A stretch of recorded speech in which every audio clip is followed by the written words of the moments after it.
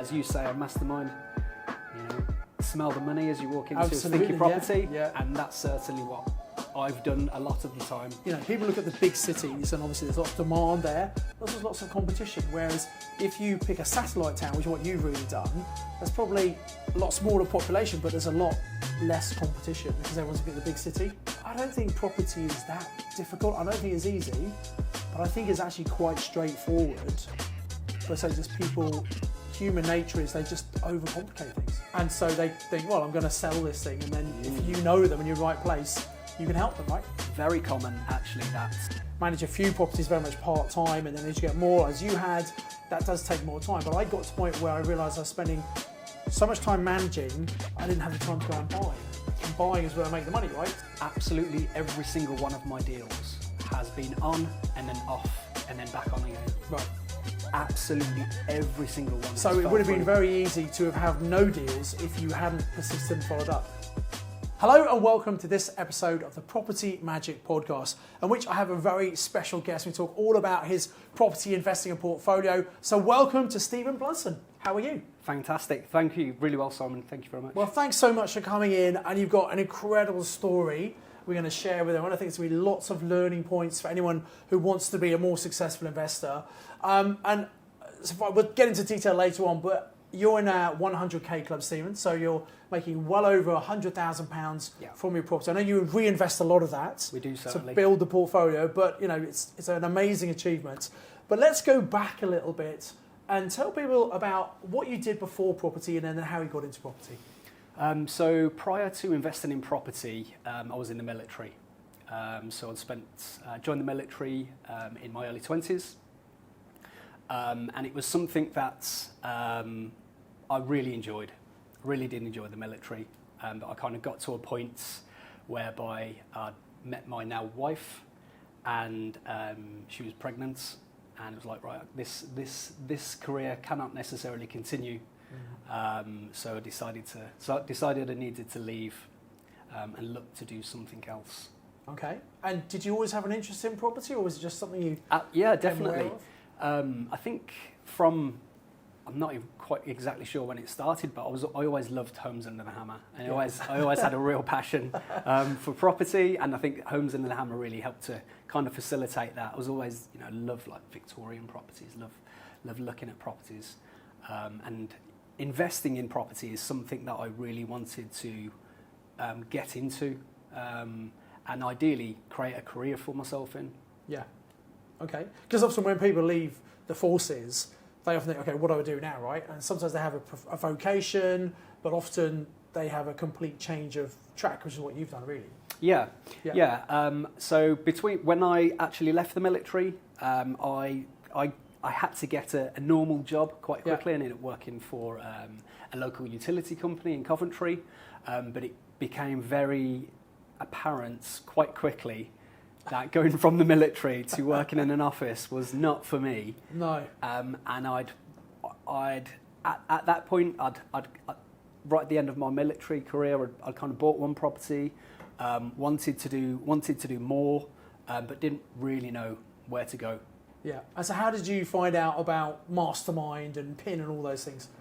So I was aware of Mastermind and PIN through Leanne, my wife, and some of her mutual friends with yourselves. Yes, yeah. And I remember speaking to the PIN office as I was leaving the military, but then unfortunately that conversation kind of just, things got busy, and I never progressed it because I think I'd kind of got it into my head that who really pays this money for these types of education courses? Why would someone spend that much money on a training course, right? Absolutely, yeah. So that conversation, I think I'd just realised, I was like, maybe this is not necessarily for me, spending all this money, but where do I go to get educated? Yeah. But then you did our 3-day accelerator with Leanne. Yep. And how did you find that? So we actually, what eventually led me to do that 3-day accelerator was accidentally bumping into a previous masterminder. Yeah. At another form of education that me and Leanne went on, which was our antenatal classes when Leanne was pregnant. Yes, yeah. And So I actually bumped into a previous masterminder, a guy called Nick, who was a very successful chap. And speaking to him actually convinced me to reignite the conversation that I had with PIN and the PIN head office. And from there, I then decided to sign up to the Mastermind Accelerator course. And me and Leanne both went together.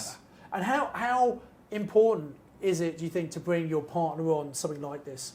It was really important, and even looking back, you know, I did Mastermind Accelerator 6 or 7 years ago now.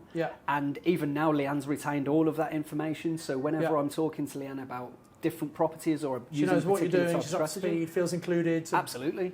Absolutely, Leanne's fully up to speed with everything. I'm not talking jargon or a foreign language. Leanne knows. And also, you know, it really helped me with the motivation right at the very early stages.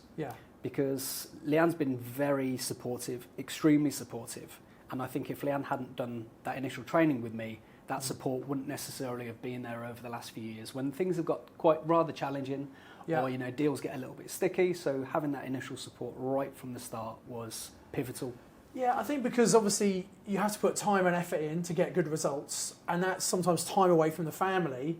And if your partner doesn't really understand it and see why you're doing it, or maybe doesn't believe that it can be done, that can cause a bit of friction. But if your partner's on board, that makes it a smoother journey, doesn't it? It does. It really does indeed. And it also helped because I ended up doing business with probably a handful of people on my mastermind program.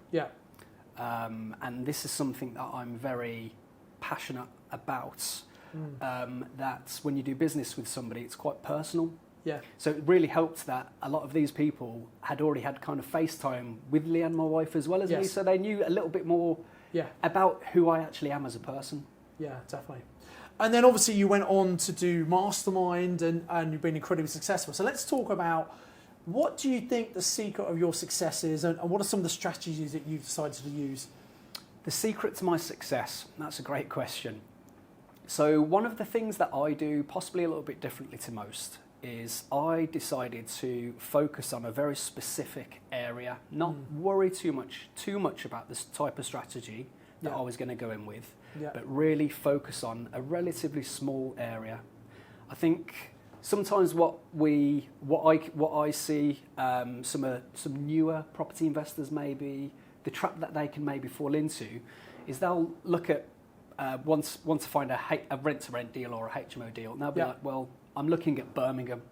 It's like, well, whereabouts in Birmingham are you looking at? They're like, well, all of Birmingham. Like, well, you know, there's regional variations within Birmingham with regards to the prices, what type of tenants you may get in there. So I actually like to focus on a very small area, and it's typically kind of 2 postcodes, really, no bigger than 2 postcodes next to each other. And what I've really found is the type of deal within the area isn't necessarily too important, whether or not it's a rent-to-rent deal, a purchase lease option, serviced accommodation, even a commercial, because once you become an absolute expert in that area, anything has the potential to become a deal.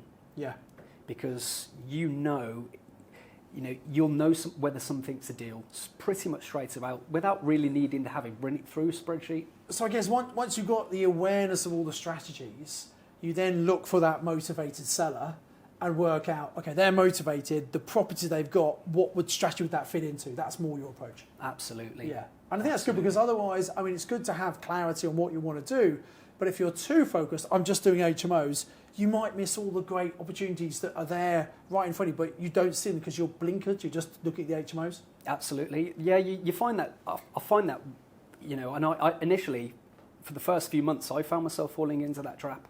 Until I, as I say, switched things around a little bit and found an area that's kind of, it's a small market town on the outskirts of Birmingham, and it's within 30 minutes from where I live. And what I found is that I can really, in a way, kind of control the area. So everything that pops up, I'll know exactly what road it's on, and I'll be able to know straight away whether that's below market value, over market value, importantly as well, and also it allows me to help really build those relationships with the local agents and also the local landlords, very importantly as well. And I think it's interesting because, you know, people look at the big cities and obviously there's lots of demand there, but there's lots of competition, whereas if you pick a satellite town, which is what you've really done, there's probably a lot smaller population, but there's a lot less competition because everyone's looking at the big city. Precisely. I didn't want to say that, Simon, but yes. we haven't said where you invest, but people might be able to work that out. Well, I can't actually take take the kind of the applause for that, because I actually pinched it from previous masterminders. Yes. Alison and I can't quite remember the name. Gemma, yes. Yes, I know they you mean, they yes. picked the neighbouring market town to mine. Yeah. And it was actually themselves who said, maybe pick a smaller market town because there isn't quite that competition. Yeah. However, values are certainly still relatively good. Yeah. Rents are particularly good. Yeah. But there's just not the competition when you go to view properties. So it's just thinking a little bit outside of the box. And you mentioned quite a few other masterminders about having worked them, etc. How important was it for you to have that community of like-minded people around you on the journey? So I would certainly say without doing Mastermind, I wouldn't be where I am now. And for me, obviously Mastermind, it's 12 months with yourself and the various other trainers who are on the programme. Yeah. And that actual formal education, I would say, is only really 50% of the power of doing Mastermind. Yeah. The other 50% is the power of the other people and the collective knowledge within the room. Completely agree, yeah. It's the relationships, it's the knowledge, it's the support, and just sharing ideas, bouncing ideas off everybody, and just getting a bit of a sense check for other people who may be local to that area as well, other masterminders. And I think that it's that momentum, isn't it? Because when you're on your own, it's very hard to see the progress that you're making, whereas you've got other people around you, you see them doing things. I think it kind of inspires you, but also gives you a bit of a kick up the bum, really, that, hey, this is possible, you just need to get on and do it. Yeah, so obviously Mastermind's quite a sizable investment, and I'd decided right at the very start, I was like, right, if I invest this money, I'm going to put every ounce of energy that I can into doing this program. And fortunately, because Leanne did the accelerator course with me, I had that full support as well. Yeah. I was like, this has to work for me. Absolutely. So I dived in head first, and although I'm an introvert, I made it my absolute mission to get to know everybody on my mastermind program as well, but also all of the previous mastermind programs. So as you know, online there's the mastermind database, and I phoned every single previous masterminder, met with them, had a coffee with them, got to understand what they were doing, did some site tours with them. Yeah, and tapped into that knowledge and experience. Yeah, because I was like, right, yes, I'm an introvert, do not like networking, do not necessarily like talking to people. However, this is a substantial investment. Yes. If I'm going to make this work, that has to move out of the way. You want to get your return on investment, don't you? Yeah, and yes, it was exhausting and a challenge. Yeah. But paid off. Without a shadow of a doubt. And I think one of the things that also helped you was because you come from that military background, you're used to kind of listening and almost like taking orders. Not that we really give you orders, but we kind of say, here's what you should do. And you just went out and did it. You got to, you can't just turn up to any training and expect to make money. You've got to go and implement. And I think, when you invest that kind of money, you want to make sure you get a return. And because you just do it, you get results. Whereas sometimes I think people overanalyze things and they overcomplicate things. Would you agree with that?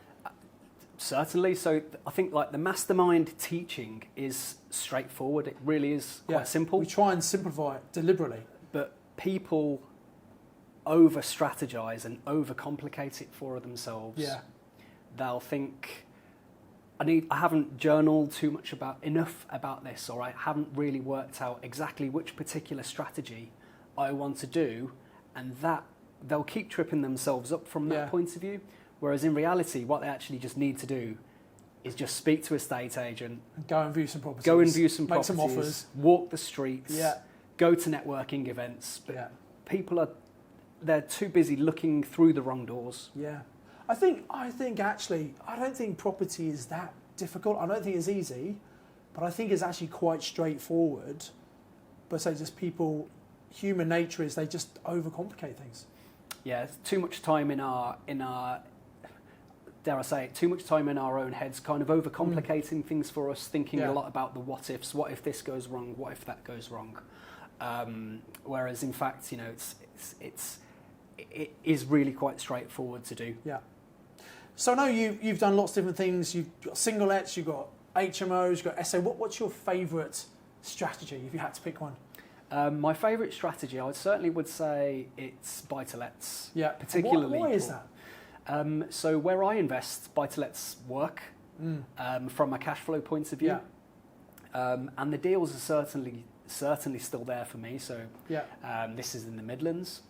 And I particularly like portfolios of properties, so portfolios of buy-to-lets. So by focusing on really quite a small area, I can keep my ear close to the ground, and I've been able to cultivate those relationships with, the older generation of landlords maybe. It comes to a point where they naturally want to retire, and I find that a lot of landlords have this hope and desire that maybe their kids will take over the portfolio, but very often kids don't want to know.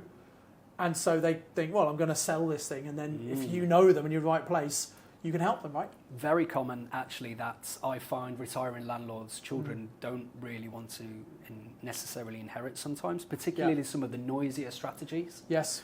So that's always something that I like to keep in mind with some of my noisier strategy properties about what's going to happen to them in the future. And that, as I say, that's why I really like buy-to-lets, because I think the longevity is there. We're always going to need buy-to-lets. One thing you do that's not something I teach, that's kind of contrary to, you've really decided to kind of manage the properties yourself, and understand that's to keep the revenue because you're then reinvesting lots of that. But obviously that's now changed, hasn't it? You've just told me before we record this that actually, you've decided to get more of your time back and start delegating that to other people.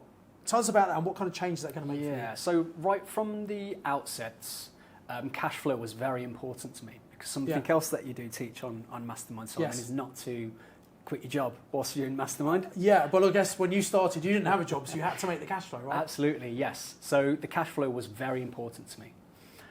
So with that in mind, I thought, well, how hard can property management be? And I very quickly learned that when you've got a mixture of properties, so HMOs and serviced accommodation, it's very challenging. Yeah. And I kind of struggled to make it work. Well, it did work. It worked for me for a few years. However, I got to a size where I no longer necessarily needed to manage the properties, but also a lot of the managing challenges were really starting to wear down on me, and also then stopping me from continuing to look for other deals. Yeah.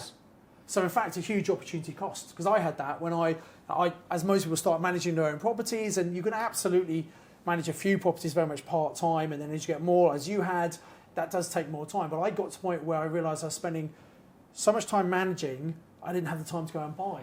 And buying is where I make the money, right? So, well, funnily enough, I'd convinced myself that self-managing was actually cheaper.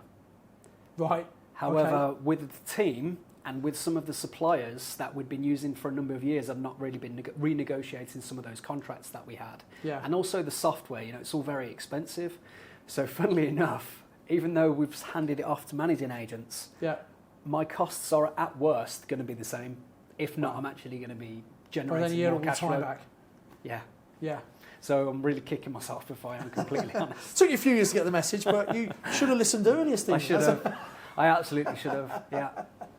But so everyone's on their own journey, right? And I think course, you can suggest certain things, but sometimes people have to do things and work it out for themselves to a certain extent. Yeah, I am a firm believer of that. We are all on our own journeys, and what works for somebody doesn't necessarily work for the next person. And I think that's okay. Everybody does have to. I wish there was one strategy work for everyone, but there isn't. It would make my job so much easier, right? But and so what's next for you? What are you going to do? So now that I've got a lot more of my time back, I'm kind of doing quite a lot more personal developments. Yeah. So I'm going to the gym a lot more. I'm also able to look after my children an awful lot more as well. So a lot of the school pickups and drop-offs and things, and also helping to facilitate my wife. Reduce. How old are your kids right now? 9 and 6. Right. Wow. So primary. Being able to spend that time with them, most dads would kill for that. Yeah, and also when they miss those years, don't they? And also when they were at nursery as well, I was Yeah. able to have a couple of days off a week with them as well. That was our Fridays was like a sacred Friday, Yeah. whereby it was me and the boys, and we went out and did our daddy and boy time really. Yeah, that's and amazing. That's priceless, isn't it? Absolutely priceless. Yeah, that was really, really important to me that we're able to do that. And I know you love property, don't you? I do. So I get the impression you're not ever going to really stop doing it. You don't need to it, but you're kind of not going to stop because it's just your passion, right? I do love property. It really is much more than a career.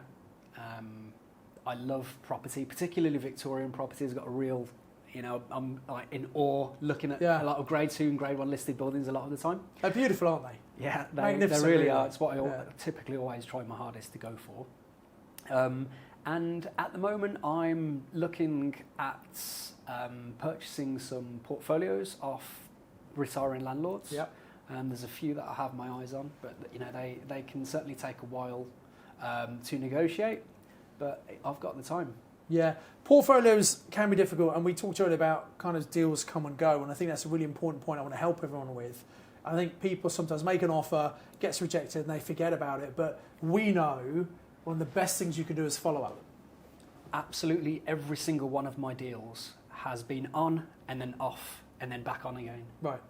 Absolutely every single one. So has it fell would have been through. very easy to have no deals if you hadn't persisted and followed up. Yeah, I know how challenging it feels when you have a deal and especially when you're earlier on in your journey, Yeah. and it falls through. Yeah, I completely know how demoralising, gut-wrenching can't that it? Yeah. feels. But what I will say is if you persist and persevere, it more than likely will come back. And that time won't necessarily be wasted. It's time well invested. Yeah. But it can't be dwelled on. You have to move on from it and then just keep following up on it. But as I say, absolutely every single one of my deals has fell through, and then it's came back. Yeah. Roughly how many deals have you done, do you think? Well, probably 15 to a good 15 Yeah. deals over the Yeah, last so that's over the quite- last that's 5 quite a lot 6 of deals, years. that, yeah. Yeah, and every single one has fell through. But because they've been, they've been quite good stuff. They've been the challenging properties, Yes. and that's really where we've been able to secure our value. Secure. Because you've been value. adding value to that seller because they've had a problem. You've been able to add value to the property to enhance the value. Yeah, precisely. They're not your typical ready-made buy-to-let that's just sat there on Rightmove. Not really. There's a story to them. There may be skeletons in the closet, but they're the properties that I want to go for. As you say on Mastermind, smell the money as you walk into Absolutely, a stinky property, yeah. and that's certainly what I've done a lot of the time. Where other people who turn up for a viewing, it more than likely scares them off. I am literally fist pump in the air like, yes, this is brilliant. This is exactly what I'm looking for, because this is something from a moral and ethical point of view as well that I know I can improve the property for it and make it into a really nice family home for somebody. Yeah, brilliant. Stephen, thanks so much for coming in. I think you've been a great example of someone who's kind of just trusted the process. You've taken that leap of faith. You've made sure you work hard to get that return on investment. You've focused in on certain areas, become a real expert on the area, being very open to all sorts of kind of deals once you find a motivated seller. And I think you've been very successful because of that, and again, your persistence. So thanks for sharing. I'm sure everyone watching has got massive insights and picked up some gold nuggets. I hope they've been a bit more inspired to get out there and do it.